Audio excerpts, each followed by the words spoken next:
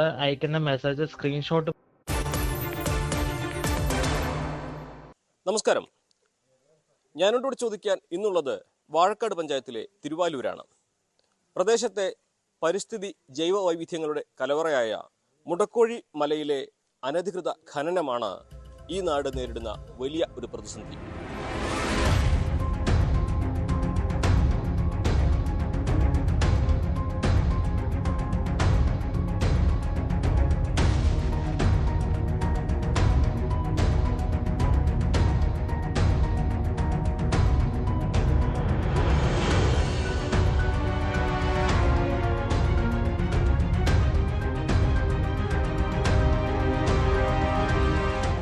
ആളുകൾ നേരിടുന്നത് പലതരത്തിലുള്ള പ്രശ്നങ്ങളാണ്.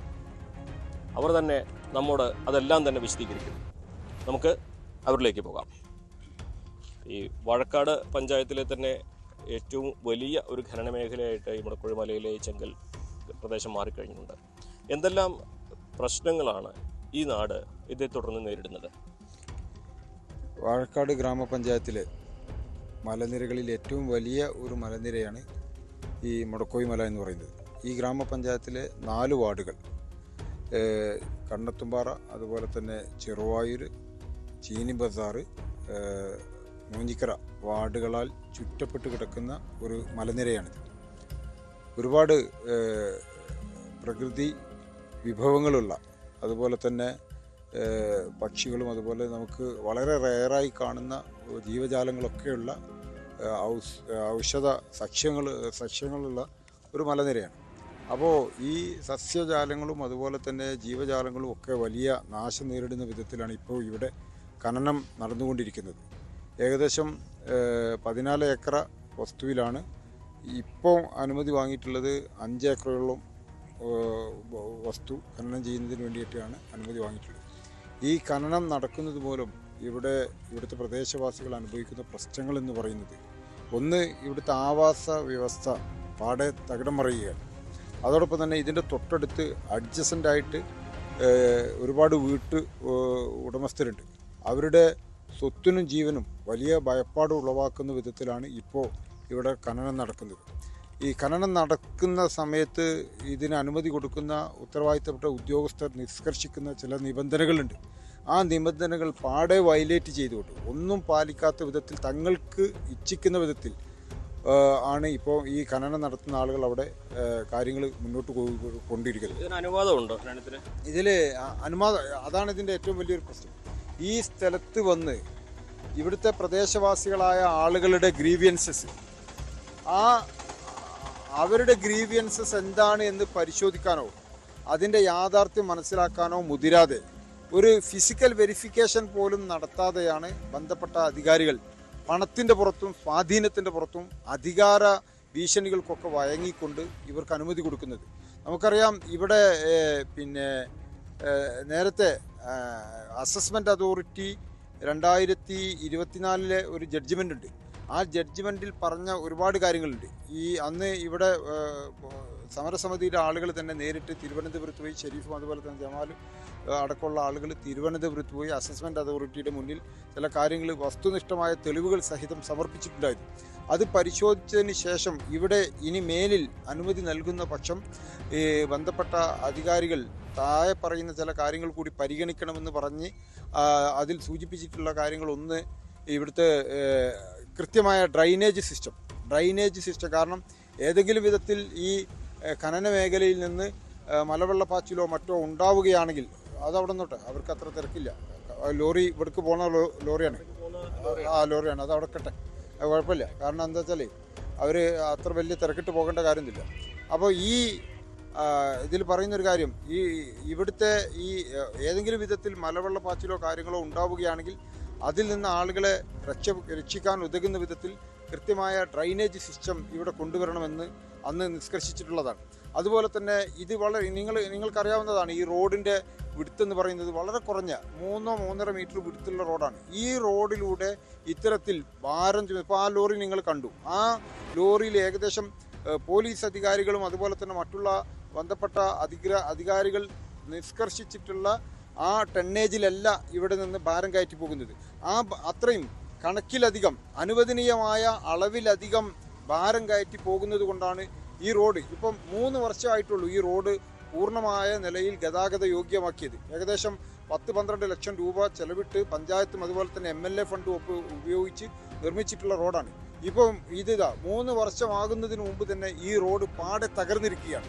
ഇവിടുത്തെ വിദ്യാർത്ഥികൾക്കും അതുപോലെ തന്നെ ഈ റോഡിൻ്റെ ഗുണഭോക്താക്കൾക്കും ഏറാവണ്ണം യാത്ര ചെയ്യാൻ പോലും ആകാത്ത വിധത്തിൽ നിങ്ങൾ വരുന്ന വഴിയിൽ അത് കണ്ടു കാണും. അപ്പോൾ അത്രയും മോശപ്പെട്ട നിലയിലേക്ക് ഈ റോഡ് തകരാൻ കാരണം ഈ വിധത്തിൽ അനുവദനീയമായ അളവിലും കൂടുതൽ ഭാരം കയറ്റി ഇതുപോലെ ലോറികൾ ഈ റോഡിലൂടെ നിർബാധം കടന്നു പോകുന്നതുകൊണ്ടാണ്. ഇത് നിയന്ത്രിക്കാനോ ഉത്തരവാദിത്തപ്പെട്ട ആളുകൾ വന്ന് നടപടിയെടുക്കാനോ ഇവിടെ ഇല്ല എന്നുള്ളതാണ് ഞങ്ങളെ പ്രയാസപ്പെടുത്തുന്നത്, ഞങ്ങളെ സങ്കടപ്പെടുത്തുന്ന ഒരു കാര്യം. നിങ്ങൾ ഇതിനെതിരെ നിയമപോരാട്ടം നടത്തുന്നതാണ് കാലങ്ങളായിട്ട്. ഏത് ഗ്രൗണ്ടിലാണ് ഇതിന് പെർമിഷൻ ലഭിക്കുന്നത്? ഇതിൻ്റെ പെർമിഷൻ അവർ എടുക്കുന്നത് സ്റ്റേറ്റ് എൻവറോൺമെൻറ്റൽ അസസ്മെൻറ്റ് അതോറിറ്റിൻ്റെ അടുത്തു നിന്നാണ് അവർ ഡോക്യുമെൻ്റ് സബ്മിറ്റ് ചെയ്തിട്ട് പെർമിഷൻ എടുക്കുന്നത്. അവരെ പെർമിഷൻ ഉണ്ടെങ്കിൽ ജിയോളജി ഇവിടുന്ന് പെർമിഷൻ കൊടുക്കും. അപ്പോൾ അതിന് മുമ്പ് അവർ ചെയ്യേണ്ട കുറേ ഡോക്യുമെൻറ്റേഷൻ ഉണ്ട്. ഇവിടുത്തെ വില്ലേജ് ഓഫീസറെ ഒരുപാട് ഡോക്യുമെൻറ്റേഷൻ ആവശ്യമുണ്ട്. അതൊക്കെ അവർ കരസ്ഥമാക്കി സ്റ്റേറ്റ് എൻവിറോൺമെൻറ്റൽ അതുപോലെ തന്നെ ഇവിടുത്തെ ഒരുപാട് അതോറിറ്റിയുടെ പെർമിഷൻ വേണം. അതൊക്കെ ഇവിടെ വരുന്നത് ഉദ്യോഗസ്ഥന്മാർ വന്നിട്ടല്ല, ഒരു ഉദ്യോഗസ്ഥനും ഇവിടെ വരുന്നില്ല എന്ന് നമുക്ക് ഉറപ്പാണ്. നേരിട്ട് അന്വേഷിക്കുന്നില്ല. കാരണം തിരുവനന്തപുരത്ത് നിന്ന് ഒരു ഉദ്യോഗസ്ഥൻ ഇവിടെ വരുന്നില്ല. അതിൻ്റെ അടിസ്ഥാനത്തിൽ ഞങ്ങൾ തിരുവനന്തപുരം സിയാക്ക് നമ്മൾ പരാതി കൊടുക്കുകയും അവരുടെ ബോർഡിൻ്റെ ഒരു കമ്മിറ്റി ഉണ്ട്, ആ കമ്മിറ്റിയെ കൊണ്ട് നമ്മൾ മീറ്റിംഗ് വിളിപ്പിച്ചു. അങ്ങനെ ഞങ്ങൾ സമരസമിതിയുടെ ആളുകൾ കൂടിയിട്ട് മീറ്റിങ്ങിൽ ഞങ്ങൾ ഒരുപാട് കാര്യങ്ങൾ ഇവിടെ സംസാരിച്ചു. അപ്പോൾ അവർ വന്ന് നോക്കാമെന്ന് പറഞ്ഞു. ഇവിടുത്തെ പ്രശ്നങ്ങൾ അവർ അറിയില്ല എന്ന് പറഞ്ഞു. ഞങ്ങൾ വന്ന് പരിശോധിക്കട്ടെ. അങ്ങനെ 2 ടെക്നിക്കൽ ഉദ്യോഗസ്ഥർ ഇവിടെ വന്ന് അങ്ങനെ ഇവിടെ മല ഫുള്ള് പരിശോധിച്ചപ്പോൾ അതിൻ്റെ റിപ്പോർട്ട് നമ്മളെ കയ്യിലുണ്ട്. ആ റിപ്പോർട്ട് അനുസരിച്ച് അവർ വളരെയധികം വയലേഷനാണ് വരുത്തിയിട്ടുള്ളത്. ഒന്ന്, ഇതിൻ്റെ റീക്ലെയിം കംപ്ലീറ്റ് വയലേഷനാണ്. കാരണം ഇതിന് ഒരുപാട് നിയമവ്യവസ്ഥകൾ പറയുന്നുണ്ട്. ഇത് അതിലില്ല, നിയമവ്യവസ്ഥകൾ പറയുന്നുണ്ട്. അതെല്ലാം എന്ത് ചെയ്തിട്ടുണ്ട്, അവർ ലംഘിച്ചിട്ടുണ്ട്. അത് അവർ കൃത്യമായിട്ട് അവർ ഇതിൽ രേഖപ്പെടുത്തുകയും അതനുസരിച്ച് റിപ്പോർട്ട് കൊടുക്കുകയും ചെയ്തതാണ്. പക്ഷേ ഈ റിപ്പോർട്ട് കൊടുത്ത് അതിൻ്റെ അടിസ്ഥാനത്തിൽ അവർ എന്ത് ചെയ്ത് ഇപ്പോൾ പുതിയ ലൈസൻസ് അവർ കൊടുക്കാതിരിക്കുന്നത്. കാരണം ഇത് കൊടുത്തിട്ടില്ല എന്നാണ് നമ്മുടെ അടുത്ത് ഡോക്യുമെൻ്റ് ഒന്നുമില്ല. നമ്മളിപ്പോൾ വിവരാവകാശം പുതിയ കിട്ടിയിട്ടുണ്ടോ തന്നെയാണ് അല്ല, അവർക്ക് ജിയോളജിയുടെ പെർമിഷൻ ഉണ്ട്. അപ്പോൾ ജിയോളജിയിൽ നമ്മൾ കംപ്ലയിൻറ്റ് കൊടുത്തു. ജിയോളജിയിൽ പോയ സമയത്ത് ജിയോളജി പറഞ്ഞ് അവർക്ക് ലൈസൻസ് കൊടുത്തിട്ടുണ്ട്. അവർ കോടതിയിൽ പോയതിൻ്റെ അടിസ്ഥാനത്തിലാണ്. അപ്പോൾ കോടതിയിലെ ആ ഓർഡർ നമ്പർ പറയുന്നത് ഇവരെ പരിഗണിക്കണം എന്ന് മാത്രമേ കോടതി പറയുന്നുള്ളൂ. അത് വെച്ചിട്ടാണ് അവരെന്ത് ചെയ്യണത്, ഇത്ര വലിയ അപ്രൂവൽ കൊടുക്കുന്നത്.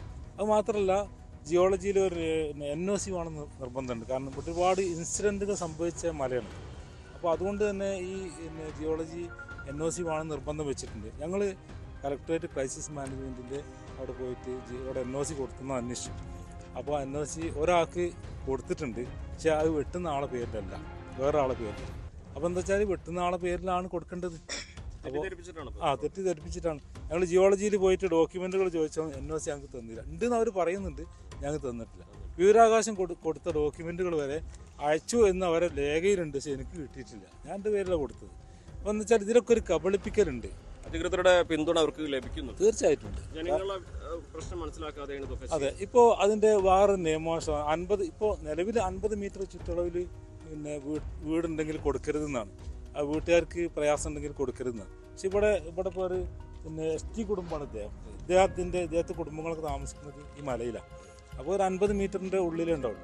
ഇവരെ കുടുംബത്തിലോ ഇവരെ കുടുംബങ്ങളിലോ ഇതുവരെ ഒരു ഉദ്യോഗസ്ഥന്മാർ വന്ന് ചോദിച്ചിട്ടില്ല, ഒരു ഉദ്യോഗസ്ഥനും ഒന്നും ചോദിച്ചിട്ടില്ല. ഇപ്പം അദ്ദേഹത്തിന് ഒരുപാട് പ്രയാസങ്ങളുണ്ട്. ഞങ്ങൾക്ക് ഇപ്പോൾ ഈ കാലത്താൽ ഞങ്ങൾ തൊഴിൽ നഷ്ടപ്പെടുന്ന വള്ളി ഉണ്ട്. പിള്ളാനി കൊണ്ടൊക്കെയാണ് കൊട്ട ഉണ്ടാക്കിയിട്ട് ഞങ്ങൾ ജീവിക്കുന്നത്. അതൊക്കെ ഇവർ നന്നായിട്ട് നശിപ്പിച്ച്. പിന്നെ ഞങ്ങൾക്ക് പൊടീൻ്റെ ശല്യമുണ്ട്. പിന്നെ മൊച്ച വണ്ടീൻ്റെ ഒച്ച കേട്ടിട്ട് തീപ്പെട്ടിറങ്ങിയിട്ട് മൊച്ച ഞങ്ങളെ കൃഷിയൊക്കെ നശിപ്പിക്കുകയല്ല കൃഷി.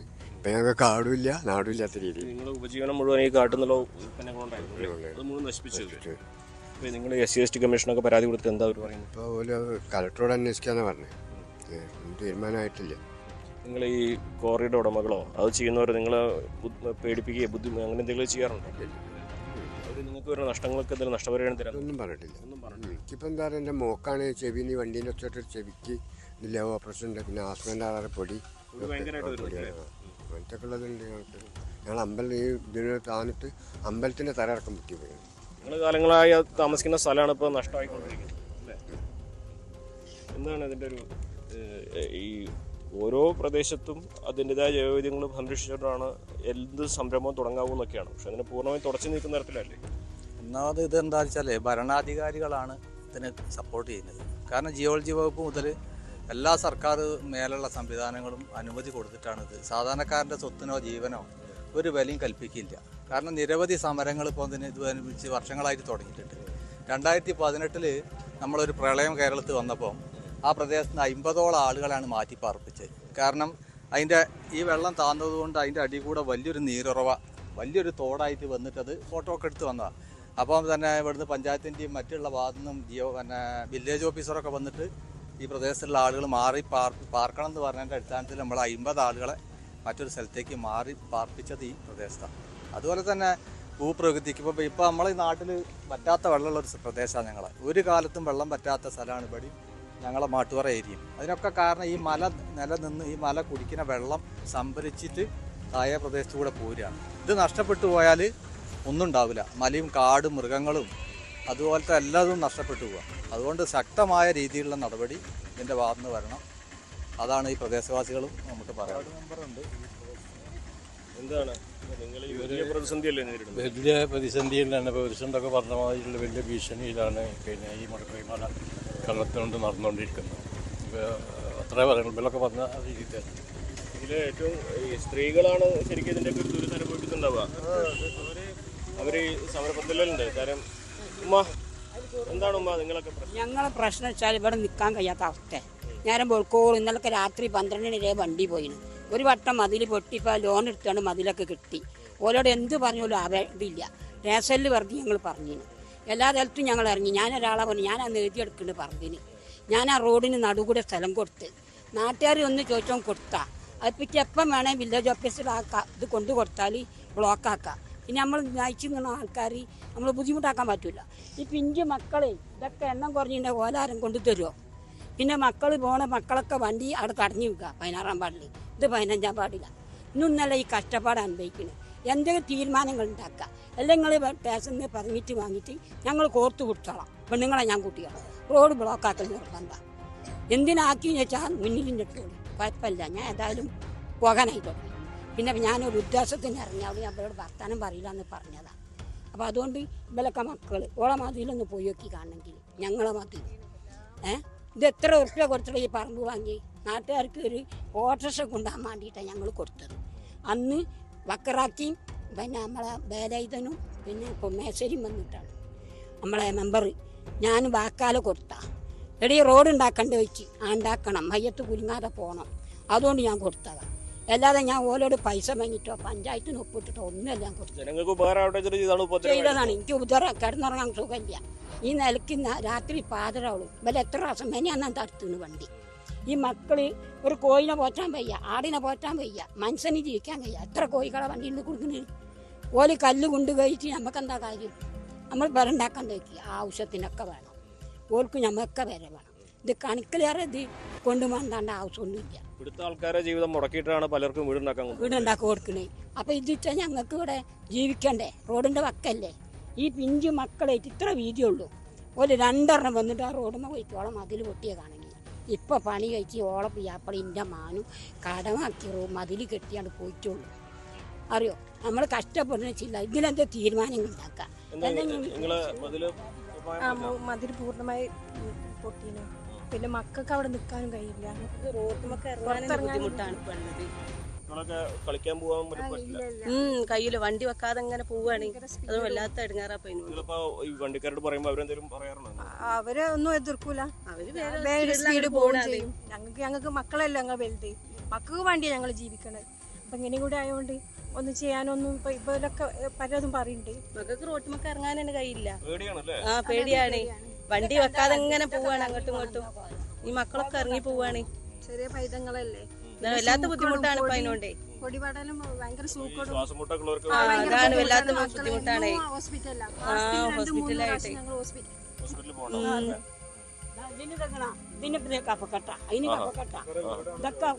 ഞാൻ മഹേഷ്മാർ മുടക്കുമേൽ ചെങ്കൽക്കന അനധികൃത ഖനനം അതിൽ കുഴിയിൽ വെള്ളം നിറഞ്ഞ് താഴത്തേക്ക് വരികയും താഴത്ത് അനധികൃതമായിട്ട് മണ്ണെടുത്ത് ദാസൻ എന്ന് പറഞ്ഞ കോയിപ്പള്ളി ദാസൻ ആ മണ്ണും വെള്ളമൊക്കെ പാടെ താഴത്ത് ചാടി വാസു പറഞ്ഞ ആൾ അത് റോട്ടിൽ നിന്ന് താഴേക്ക് തിരിച്ചു വിട്ട് എൻ്റെ വീടിൻ്റെ ടൈല് ചുമര് വിണ്ട് ബാക്ക് ഒന്നായിട്ട് തകർന്നു. 1 വർഷമായിട്ട് 8 വർഷമായിട്ട് വാടകയ്ക്ക് നിന്ന് ഞാൻ കഷ്ടപ്പെട്ട് സർക്കാർ പഞ്ചായത്തിൽ ലൈഫ് ഭവന പദ്ധതിയിൽ വീട് കിട്ടി നിർമ്മിച്ച വീടാണിപ്പോൾ വാസയോഗ്യമല്ലാതെ നിൽക്കുന്നത്. 3 ലോൺ ബാങ്കിൽ നിന്ന് ഞാൻ ലോൺ എടുത്തത്. ഇപ്പോൾ ആത്മഹത്യ അല്ലാതെ മുന്നിൽ യാതൊരു മാർഗ്ഗവും. ബന്ധപ്പെട്ട അധികാരികളൊക്കെ അറിയിച്ചു. ഇന്ന് വരെ ഒരു നടപടി ഒരാളിട്ടൊന്നും ഉണ്ടായില്ല. ഓരോ ഓഫീസിലും ദിവസം കയറി ഇറങ്ങാന്നല്ല. ഇപ്പം മിനിയാന്ന് SC കമ്മീഷൻ വിളിച്ചിന്. അപ്പോൾ ഇത് ഹൈക്കോടതിയിലാണ് കേസുള്ളതിനോട് കമ്മീഷൻ ഒരു തീരുമാനം എടുക്കാൻ പറ്റില്ല. കോടതിയും തീരുമാനം വരട്ടെ എന്ന് പറഞ്ഞു. എന്തെങ്കിലും ഇതിനെതിരെ ഒരു നടപടി സ്വീകരിക്കണം. ഞങ്ങൾക്ക് ജീവിക്കണം. നിങ്ങൾക്ക് ഈ ആശ്രയമാകേണ്ട സഹായമാകേണ്ട ആളുകൾക്ക് ഒരു നിസ്സഹായാവസ്ഥയാണെന്ന് പറയുന്നത്. തിങ്കളാഴ്ച ഞാൻ പാല് കാച്ചാൻ വിചാരിച്ച വീട് വെള്ളിയാഴ്ച ഇടിഞ്ഞു പോയി. നിൽക്കാൻ പറ്റൂല. ചുമരൊക്കെ വിണ്ട് കയറി തറ വരെ ഒലിച്ചു പോയതാ. നിങ്ങൾക്ക് നേരിട്ട് വന്ന് നേരിട്ട് ബോധ്യപ്പെടണം കാര്യങ്ങൾ. ഞാൻ എന്ത് ചെയ്യും? എനിക്ക് വാടക കൊടുക്കാനില്ല, ലോൺ അടയ്ക്കണം, വണ്ടിയുടെ ലോൺ അടയ്ക്കണം. ആകെ ബുദ്ധിമുട്ടായിട്ട് സാധാരണ ഒരു ഓട്ടോ ഡ്രൈവറായ ഞാൻ കഷ്ടപ്പെട്ടാ ജീവിക്കുന്നത്. ഇപ്പം കുടുംബത്തിലെ മക്കൾക്കും ഒക്കെ പാടെ വിഷം കൊടുത്ത് മരിക്കേണ്ട ഗതികേടപ്പോൾ ഞാൻ എൻ്റെ വീട് ഇത് ഈ മലൻ്റെ താഴെ ഭാഗമാണ്. എനിക്കിപ്പോൾ രോഗത്തിൻ്റെ ഒരു കാര്യം ഞാൻ പറയാം. എനിക്ക് വരെ ഞാനിപ്പോൾ 64 വയസ്സാണ്. ഈ 3-4 വർഷമായി ഈ ഇടയ്ക്ക് നിരക്കുറവ്. ഞാനിപ്പോൾ ഈ ചെസ്റ്റിൻ്റെ ഡോക്ടറാണ്. ഞാൻ അലർജീൻ്റെ പ്രശ്നമുണ്ടാകും. ഇപ്പോഴും അതിൻ്റെ പൊടി അതിപ്പോൾ ഈ പൊടി വരുന്നത് കൊണ്ടുള്ള അലർജി. ഇതിൻ്റെ മുമ്പ് എനിക്ക് അങ്ങനെ ഒരു വിഷയം ഉണ്ടായിരുന്നില്ല. അപ്പോൾ ഇവിടെ കല്ലുവട്ടി ഈ പൊടി വന്നതിന് ശേഷം ഉണ്ടാകുന്ന അലർജി പ്രശ്നം വളരെ രൂക്ഷമായി. ഇവിടെ എല്ലാ പ്രദേശത്തും എല്ലാവർക്കും ഉണ്ട്. കുട്ടികൾക്കുണ്ട് വീട്. അതുപോലെ എൻ്റെ വീട് നിൽക്കുന്ന ഈ മലൻ്റെ സൈഡിൽ എന്തുമായാലും കനത്ത മഴയും നമ്മളൊക്കെ പേടിച്ചിരിക്കണം. എപ്പോൾ വേണമെങ്കിലും ഇടിഞ്ഞ് പോകാൻ സാധ്യതയുള്ള. കാരണം ഇതിൻ്റെ നേരെ മുകളിൽ പണ്ട് വെട്ടിയ ഒരു 18 19 അറിയില്ല വലിയൊരു കുഴി അവിടെ ഇപ്പോഴും വേണം. അതെങ്ങാനും വെള്ളം നിറഞ്ഞ് പൊട്ടി വീണാൽ 50 വീടുകളോളം വലിച്ചു പോരുന്ന സാഹചര്യമുണ്ട്. ഇതൊക്കെ കണക്കിലെടുത്തുകൊണ്ട് അധികാരികൾ കണ്ണു തുറക്കണം. ഇതിന് വേണ്ട നടപടി സ്വീകരിക്കണമെന്ന് ദയനീയമായിട്ട് പറയാനുള്ളത്. എന്താണ് മക്കളെ, നിങ്ങൾക്കൊക്കെ പേടിയാണോ ഈ വഴിയൊക്കെ വണ്ടി പോകുമ്പോൾ? എന്താ തോന്നണേ? എന്താ കേട്ടോ നിങ്ങള്? പേടിയാണ്. സ്കൂളിൽ വരുമ്പോഴൊക്കെ എന്താ ചെയ്യാ? വണ്ടി വരാറുണ്ടോ എപ്പോഴും? പേടിയൊക്കെ ഉണ്ട്. വണ്ടിക്കാർ നിങ്ങളെ പേടിപ്പിക്കാറുണ്ടോ? വഴിന്ന് മാറുന്നൊക്കെ പറഞ്ഞ് പേടിപ്പിക്കാറുണ്ടോ വണ്ടി വരുമ്പോ? എന്താണ് നിങ്ങളൊക്കെ എന്താ അവസ്ഥ? എന്താണ് നിങ്ങൾക്കൊക്കെ പറയാനുള്ളത്? നിങ്ങളൊക്കെ അല്ലേ ഇതൊക്കെ നേരിട്ട് അനുഭവിക്കുന്നവര്? ആരൊക്കെ ചുമ ഉള്ളത്? ചുമ ഉണ്ടോ? ഇപ്പോഴും ഡോക്ടറെ അടുത്തേക്ക് പോകാറുണ്ടോ? എന്താ ഡോക്ടർ എന്താ പറഞ്ഞ്? അലർജിയാന്ന് പറഞ്ഞോ? പൊടിയുണ്ടെന്ന് പറഞ്ഞോ? ഓപ്പറേഷൻ കഴിഞ്ഞിട്ടേ ഉള്ളൂ അല്ലേ? ആഹാ. എന്താണ് മോനെ പറയാനുള്ളത്? നിങ്ങളൊക്കെ നല്ല ബുദ്ധിമുട്ടല്ലേ? ആണ് ഇതില് സത്യത്തില് ഈ ഒരു പ്രശ്നം ഒരു വിഷയം മാത്രമല്ല, ജനങ്ങളുടെ ജീവിതത്തിന്റെ എല്ലാ മേഖലകളെയും ഒരേപോലെ ബാധിക്കുന്ന തരത്തിലാണ് ഉള്ളത്. നമ്മളിപ്പോൾ 2 വർഷമായി സമരം തുടങ്ങിയിട്ട്, വർഷങ്ങളായി ചെങ്കൽക്കണ്ണ തുടങ്ങിയിട്ട്. പക്ഷെ ഞങ്ങൾക്ക് പ്രയാസങ്ങൾ ഓരോരുത്തർക്കും ഒന്നൊന്നായി വന്ന് തുടങ്ങിയപ്പോഴാണ് ഞങ്ങളിവിടെ ആക്ഷൻ കമ്മിറ്റി. ഇവിടെ റെസിഡൻസ് ഏരിയയാണ്, തിരുവാല റെസിഡൻസ് അസോസിയേഷൻ ഉണ്ട്. ഇവിടെ 150ഓളം വീടുകളുണ്ട്. പിന്നെ അത് മാത്രമല്ല, ഞങ്ങൾ ഇതിൻ്റെ അപ്പുറത്ത് പിന്നെ മാട്ടറമൂലാറിൻ്റെ പ്രദേശത്ത് താമസിക്കുന്ന ആളുകളുണ്ട്. ഞങ്ങൾക്കോടെ ഒരുമിച്ച് ഇവിടെ സമരം തുടങ്ങി. ഈ സമരത്തിൻ്റെ മുടക്കോയ്മല സമരസമിതിൻ്റെ ചെയർമാൻ തന്നെയാണ് ഇവിടുത്തെ ward member, panchayat president Noushad സാഹിബാണ് ഇതിൻ്റെ ചെയർമാൻ. എല്ലാ രാഷ്ട്രീയക്കാരും എല്ലാവരും കൂടിയിട്ടുള്ള കമ്മിറ്റിയാണ് ഇവിടെ ഉള്ളത്. നമുക്ക് എന്താ വെച്ചാൽ ഒരു പരിഹാരം വേണമെന്നുള്ളവർക്കാണ് നമ്മളെല്ലാവരും ഇതിനു വേണ്ടി ഓടി നടക്കുന്നത്. ഇപ്പോൾ ജൈവ വൈവിധ്യ ബോർഡിൻ്റെ റിപ്പോർട്ടാണിത്. ഈ റിപ്പോർട്ടിൽ 150ഓളം ചെടികൾ, ഔഷധ ചെടികൾ ഇവിടുന്ന് കാണാതായിട്ടുണ്ട്. അത് നേരത്തെ ഇവിടെ ഉള്ളതാണ്, അതിൻ്റെ അംശങ്ങൾ ഇവിടെ ഉണ്ട്, അവർ പരിശോധന നടത്തിയതാണ്. അപ്പോൾ എന്താ വെച്ചാൽ ഒരു ജൈവ വൈവിധ്യ കലവറയായ ഈ അത് പ്രകൃതിപരമായിട്ട് നമുക്ക് വലിയൊരു നാശം സംഭവിച്ചിട്ടുണ്ട്. പിന്നെ ഓരോ പ്രദേശത്തും ഇത് ചെങ്കുത്തായ 90 ഡിഗ്രി കുത്തനെയുള്ള മലയാണ്. ഈ മലയിൽ 4 ചുറ്റും വീടുകളാണ്. ഒരു 1000ഓളം വീടുകൾ ഇവിടെ ഉണ്ട്. കൂട്ടുകാരെ, എല്ലാവർക്കും പ്രശ്നങ്ങൾ സംഭവിക്കുന്നുണ്ട്. പക്ഷേ പരാതിയായിട്ടൊന്നും ആരും പരിഹരിച്ചില്ല. ചെറിയ ചെറിയ പരാതികൾ വരുമ്പോൾ പറഞ്ഞിട്ട് കാര്യമില്ല. പിന്നെ അത് മാത്രമല്ല, ഈ കോറിയുടെ ആളുകൾ ഇതിൻ്റെ അവിടെ അത് വെറുതെ എന്തിനാണ് സമരത്തിനൊക്കെ പോണ്, വെറുതെ നിങ്ങൾക്ക് ബുദ്ധിമുട്ടല്ലേ എന്നൊക്കെ പറഞ്ഞ് അവരെ പിന്തിരിപ്പിക്കും. പക്ഷേ നമ്മളിവിടെ എന്താ വെച്ചാൽ ഇനി ആര് വന്ന് ഇതാക്കിയാലും നമ്മളിതിൽ പിന്മാറില്ല. കാരണം ഇതിൽ ഉറച്ചു നിൽക്കണം. നമ്മൾ ഒരു വണ്ടി ഇടിച്ച് ഇതാക്കിയാലും ഞങ്ങൾ പിന്മാറില്ലെന്ന്. കാരണം ഞങ്ങൾ പിന്മാറിയാൽ ഇത് ഇനി അവർക്ക് ഇഷ്ടം പോലെ ഇപ്പോൾ ഇവിടെ വണ്ടികൾ നിൽക്കാതെ വണ്ടികൾ പോകുന്ന പ്രദേശമാണ്. ഇപ്പോൾ ഇവിടെ ഒരു ചെറിയ പ്രശ്നമുണ്ട് എന്ന് അറിഞ്ഞുകൊണ്ടാണ് വണ്ടിക്കാർ അപ്പുറത്ത് തിരിച്ചു പോകുന്നത്. അപ്പോൾ ആ സൈഡിൽ പോയാൽ കാണാം ഈ ചെറിയ റോഡിലൂടെ ഈ കുട്ടികൾക്ക് രാവിലെ സ്കൂൾ, ഇപ്പോൾ ഇവിടുന്ന് സ്കൂൾ ടേണിംഗ് പോയിൻ്റാണ്, ഇവിടുന്ന് വണ്ടികൾ തിരിക്കുന്ന സ്ഥലം. ഇവിടെ രാവിലെ സ്കൂൾ സമയത്ത് വന്നാലറിയാം ഈ വണ്ടികൾ വന്നിട്ട് ഈ സ്കൂൾ വണ്ടികൾക്ക് പോലും കുട്ടികളെ എടുത്ത് പോകാൻ കഴിയുന്നില്ല. ഞങ്ങളിപ്പോൾ ജില്ലാ പോലീസ് മേധാവിക്ക് ഇപ്പോൾ ഞാൻ കംപ്ലയിൻ്റ് അയച്ചു, അതുപോലെ തന്നെ ട്രാൻസ്പോർട്ട് മിനിസ്റ്റർക്ക് കംപ്ലയിൻ്റ് അയച്ചു. ഇതൊക്കെ കുറേ വണ്ടികളൊക്കെ പിടിച്ചിട്ടുണ്ട്. അവരിപ്പോൾ CI പറഞ്ഞ് നിങ്ങൾ വണ്ടി തടഞ്ഞോളി, ഇത് നിങ്ങളെ അവകാശമാണ്, കാരണം സ്കൂൾ സമയത്ത് വണ്ടി ഓടാൻ പാടില്ല. ഞങ്ങൾ ഈ സ്കൂൾ സമയത്ത് പോലും ഈ കുഞ്ഞുങ്ങൾക്കൊന്ന് റിലാക്സേഷൻ, ഇവിടെ ഒരു വീട്ടിൽ മുറ്റത്ത് സ്ഥലമില്ലാത്ത വീട്, അവർ ഒരു സൈക്കിൾ എടുത്തുനിന്ന് റിലാക്സേഷന് പോകാൻ പറ്റില്ല. കാരണം എന്തും സംഭവിക്കാവുന്ന അവസ്ഥയിലാണുള്ളത്. റോഡ് മുഴുവൻ പൊട്ടിപ്പൊളിഞ്ഞ് ഞങ്ങൾക്ക് ഇവിടെയുള്ള റോഡ് ഞങ്ങളെ ആളുകളൊക്കെ അവിടെ കൂടി ശ്രമദാനമായിട്ട് നടത്തിയ വർഷങ്ങളായിട്ട് ചെങ്കൽ ഖനനം നടത്തുന്ന വലിയൊരു ടീമാണ് ഇവർ. ഇവർക്ക് ഒരു ജനങ്ങൾക്ക് വേണ്ടി എന്തെങ്കിലും ഇവർ ചെയ്ത് കൊടുത്തില്ലെങ്കിൽ ചേർക്കില്ല, അതുമില്ല. ബുദ്ധിമുട്ട് നമുക്ക് ബുദ്ധിമുട്ട് പല മുട്ടാത്ത വാതിലുകളില്ല. ഞങ്ങൾ പാലക്കാട് ഈ 14, 15, 16 വാർഡുകളിലെ ആളുകൾ വില്ലേജ് ഓഫീസ് വരെ ജനക്കൂട്ടമായിട്ട് ധർണ വരെ നടത്തി കഴിഞ്ഞു. പക്ഷെ ഒരു ശാശ്വത പരിഹാരം ഈ കാര്യത്തിലില്ല. ഇപ്പോൾ നമ്മളെ കിണറിലെ വെള്ളമൊക്കെ ശോചനീയവാസമായി കിടക്കുക. ഇതാ കാരണം ഈ കുത്തൊഴുക്ക്. ഇപ്പോൾ ഇവിടെയാണ് ഈ വെള്ളം ചാടുന്നത്, ഈ വയലിലേക്ക്. അത്ര ഒരു 2 കിലോമീറ്റർ അപ്പുറത്തു നിന്നാണ് ഈ വെള്ളം ഒലിച്ചിറങ്ങിപ്പോരുന്നത്. ഇവിടുന്ന് ശരിക്കും 2 കിലോമീറ്റർ ഉണ്ട്. ശരിക്കും പറഞ്ഞാൽ ഈ ചെങ്കൽ മലകൾ എന്നൊക്കെ പറഞ്ഞാൽ അത് ഈ വെള്ളത്തിൻ്റെ ഒരു സൂക്ഷിപ്പ് കേന്ദ്രമാണ്. ഏത് കാലത്തും വെള്ളം കിട്ടാനുള്ളൊരു ഉപാധിയാണ് ഈ ചെങ്കൽ മലകളൊക്കെ. ഇത് പൂർണ്ണമായിട്ട് ഇല്ലാതാകുമ്പോൾ വലിയ ജലക്ഷാമല്ലേ ഈ പ്രദേശം? ജലക്ഷാമം മാത്രമല്ല, ഇപ്പോൾ പ്രമോദിന് അറിയാം, ഇപ്പോൾ ഈ പ്രദേശവാസികൾ ഇവിടെ നമ്മളുമായി പങ്കുവച്ചിട്ടുള്ളത് അവരിന്ന് അനുഭവിക്കുന്ന പ്രയാസങ്ങളുടെ തീവ്രതയാണ്. ജലദൗർബല്യത്തെക്കുറിച്ച് അവർ പറഞ്ഞ്, അവർക്ക് ജീവിക്കാൻ കഴിയാത്ത പ്രയാസത്തെക്കുറിച്ച് അവർ പറഞ്ഞ്, അതോടൊപ്പം തന്നെ ഈ മലയോരത്തെ ജൈവ വൈവിധ്യങ്ങളുടെ നാശനഷ്ടത്തെക്കുറിച്ച് അവർ പറഞ്ഞു. പണിക്കർ ഒരു പാവപ്പെട്ട കുടുംബാംഗമാണ്. അദ്ദേഹം പറഞ്ഞത് ആ മലയിൽ നിന്നുള്ള വിഭവങ്ങൾ ഉപയോഗിച്ച് ജീവിതം കരുപിടിപ്പിക്കുന്ന അദ്ദേഹത്തിന് ഇപ്പം വർഷങ്ങളായി അതിന് കഴിയാത്ത പ്രയാസങ്ങൾ പറഞ്ഞു. അപ്പോൾ ഇവരെല്ലാവരും പങ്കുവച്ചിട്ടുള്ള കാര്യങ്ങൾ എന്ന് പറയുന്നത് ഈ ഒരു അനധികൃത ഖനനം എന്ന് തന്നെ പറയാൻ കഴിയുന്ന നിലയിലാണ് ഇപ്പോൾ അവിടെ ഉള്ളത്. ഇതിൽ ഏറ്റവും എടുത്തു പറയേണ്ട ഒരു കാര്യം, ഇപ്പോൾ 10 25 സെൻറ്റ് സ്ഥലത്തിന് അവർ പെർമിഷൻ വാങ്ങിച്ചിട്ട് ആ പെർമിഷൻ്റെ മറവിൽ 1/2 ഏക്കറയോ 1 ഏക്കറയോ ഒക്കെ വെട്ടിക്കൊണ്ടു പോവുകയാണ്.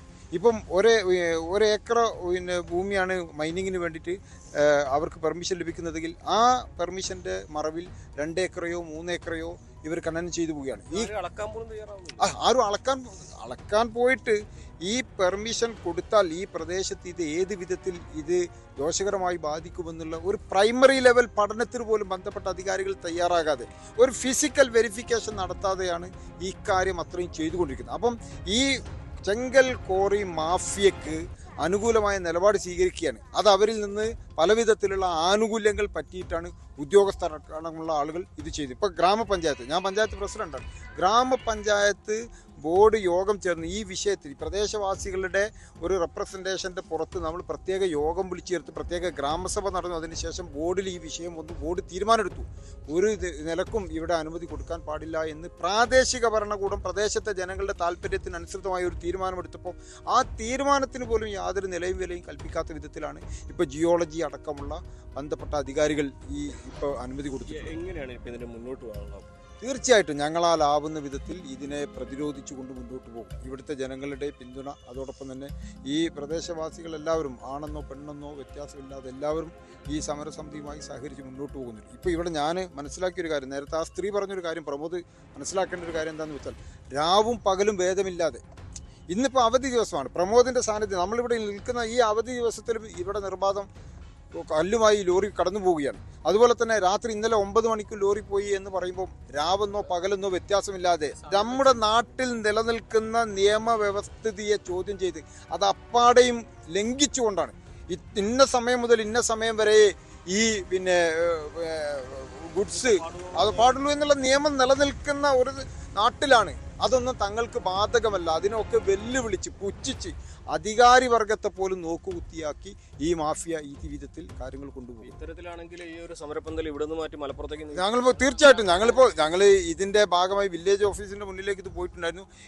ഉടനടി ഇതിനൊരു പരിഹാരം ഉണ്ടായിട്ടില്ലെങ്കിൽ ബഹുമാനപ്പെട്ട നമ്മുടെ കളക്ടറടക്കമുള്ള ആളുകൾ ഞങ്ങളോട് പല വിധത്തിലും ഇതുമായി സഹകരിച്ചുകൊണ്ട് ഞങ്ങൾക്ക് അനുകൂലമായ പല കാര്യങ്ങളും അദ്ദേഹം പറഞ്ഞിട്ടുണ്ട്. പക്ഷെ പ്രാവർത്തികമാക്കാൻ കഴിയുന്നില്ല എന്നുള്ളതാണ് ഖേദപൂർവ്വം ചൂണ്ടിക്കാണിക്കാനുള്ളത്. നമ്മൾ കാര്യങ്ങൾ പറഞ്ഞതുകൊണ്ട് കാര്യമില്ല, പറയുന്ന കാര്യങ്ങൾ പ്രാവർത്തികമാക്കണം.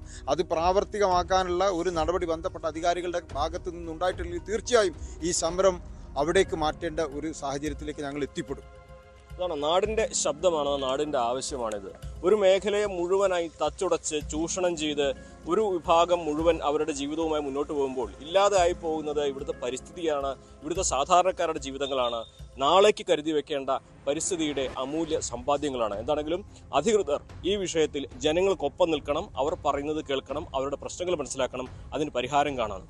അതിന് കഴിഞ്ഞില്ലെങ്കിൽ അവർക്ക് അധികാര സ്ഥാനത്തിരിക്കാൻ എന്താണ് യോഗ്യത എന്ന ചോദ്യം ജനങ്ങൾ ചോദിക്കും. എന്താണെങ്കിലും ഇവിടുത്തെ സമരം ഇത് തുടരുകയാണ്. നാളെ ഇത് അടുത്ത തലത്തിലേക്ക് എത്തും. എന്താണെങ്കിലും ഞാൻ ഇവിടെ ചോദിക്കാൻ ഇവിടെ പൂർണ്ണമാവുകയാണ്. ഈ മുടക്കോഴി മലയിലെ ഖനന പ്രശ്നത്തിൽ ജനങ്ങൾക്കൊപ്പം നമ്മൾ ഉണ്ടാകുമെന്ന ഒരു കാര്യം കൂടി പറഞ്ഞുകൊണ്ട് ഞാനിവിടെ ചോദിക്കാവുന്നതിൻ്റെ ഈ എപ്പിസോഡ് ഇവിടെ പൂർണ്ണമാകുന്നു.